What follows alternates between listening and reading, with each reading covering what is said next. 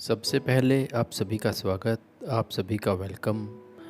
और आज जिस पौधे के बारे में मैं आपसे बातें करने जा रहा हूँ उसका नाम है जैस्मिन, जैसे कि आप देख भी रहे हैं।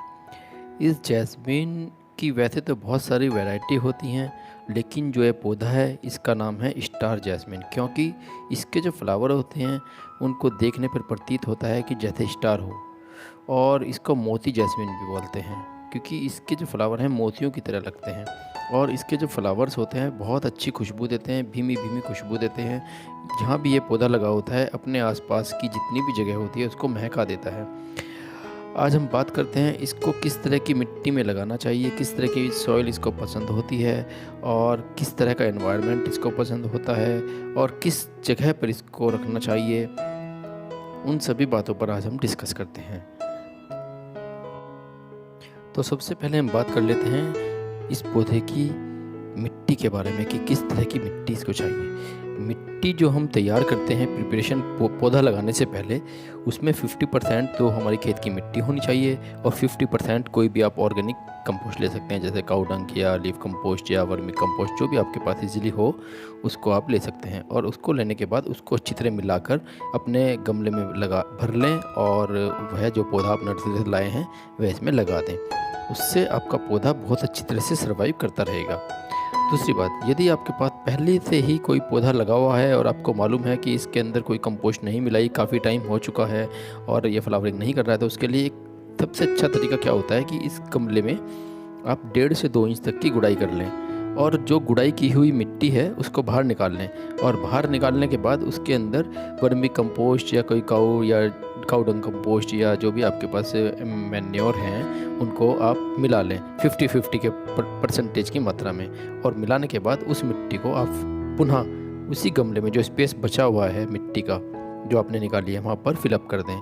और जो मिट्टी बच भी जाती है वह आप उठाकर रख सकते हैं, या किसी गमले में कोई मतलब आपको लग रहा है कि मिट्टी कम है तो उसमें भी डाल सकते हैं। और यह प्रक्रिया आपको 15 से 20 दिन या 22 दिन में दोहराते रहना है। और ज़्यादा से ज़्यादा अगर आपको समय नहीं भी मिलता तो 1 महीने में एक बार तो आप इस प्रक्रिया को ज़रूर दोहराएं। उससे होगा क्या कि आपकी जो फ्लावरिंग होगी पौधे पर वह बहुत ज़्यादा होगी, और मतलब आप यकीन नहीं करोगे कि इतनी अच्छी फ्लावरिंग हो कैसे रही है। पहले तो इससे ज़्यादा फ्लावरिंग होती नहीं थी। तो जब आप ये कंपोस्ट अपनी मिट्टी में मिलाएंगे इसका रिज़ल्ट आप खुद ब खुद अपने आप देख लेंगे। चलिए अब दूसरी बात करते हैं कि इस पौधे को हमें कहाँ पर रखना चाहिए। इस पौधे को यदि हम ऐसी जगह रख देते हैं जहाँ पर इस पर 1 से 2 घंटे की ही धूप आती है तो भी ये पौधा अच्छी तरह से सर्वाइव नहीं करेगा।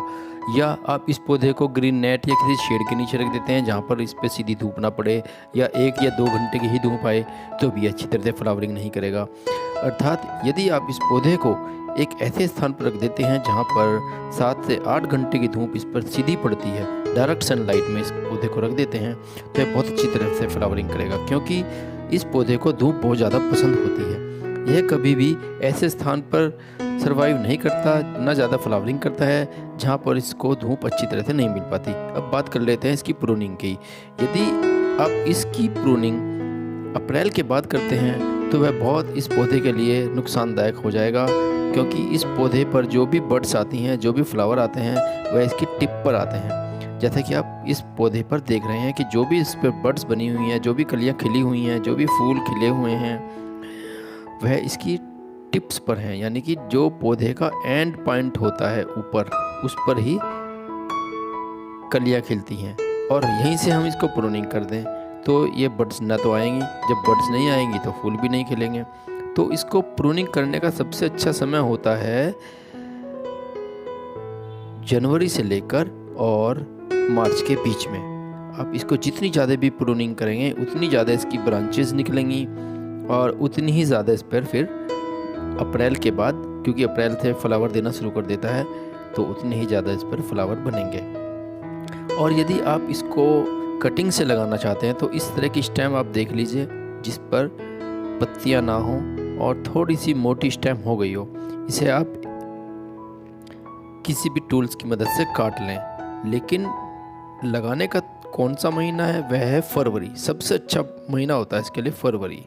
और इस पौधे की इस स्टेम को काट कर उस पर आप रूट हार्मोन लगाकर एक ऐसी सॉइल में लगा दीजिए जिसमें 50% आपकी कंपोस्ट मिली हो, 20% या 25% उसके अंदर कोकोपीट हो और बाकी आपकी खेत की मिट्टी हो। उसमें आप इसको इस स्टेम को लगा दें और डेली वाटरिंग करते रहें। आप देखेंगे कि 10 से 15 दिन के बाद ये धीरे धीरे इसमें नई लीफ निकलनी शुरू हो जाएंगी। जब वे लीफ निकलनी शुरू हो जाए तो आप समझ लीजिए कि हमारा पौधा सर्वाइव करने लगा, हमारी कटिंग सर्वाइव करने लगी।